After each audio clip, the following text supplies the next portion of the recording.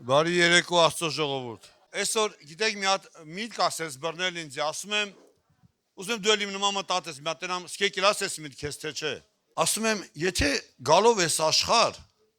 հանկարծ էլի ու հանկարծ իմանայինք, որ արարիչ Աստված կա եւ ինքը շատ չար ու դաժան է։ Մարդ ես, մեր հալը ինչ կլներ ժողովուրդ ջան։ Ասում եմ ինչ ժիրանություն է, որ արարիչ Աստվածը բարի է։ Սուրբ Գիրքն ասում է, որ Աստված բարի է, ժողովուրդ ջան։ Ուզում եմ մի հատ փոքրիկ համար կարդամ, որի շուրջ երկու նախադասություն կիսեմ ձեր հետ, հետո աղոթքով կգանք Տիրոջ առաջ։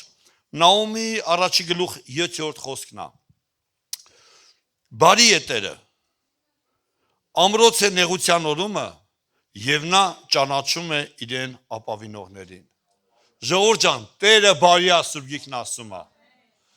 Տերը մեզ չի խոստացել, որ նեղություններ չեն լինի, կլինեն, շատ կլինեն, բայց խոստացել է, որ լինի ամրոց մեր համար։ Տերը ամրոցը ում համար։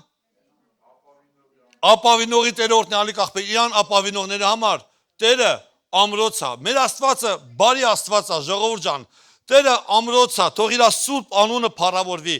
Ես այլ ասեմ, Աստված ճանաչում է իրան ապավինողներին։ Եթե այստեղ կա մեկը, որ ապավինել է Տիրոջը, Երանի քեզ, Տերը քեզ անունով ճանաչում է։ Տերը բարի ասում, արի կայնի ոտքի ինձ հետ միասին գոհանանք իր սուրբ անունից, գանք իր գահի առջև, ասենք Տեր, շնորհակալ ենք քեզանից, որ դու մեզ կանչել ես, որ դու մեզ որդի ես արել եւ մեզ ճանաչում ես։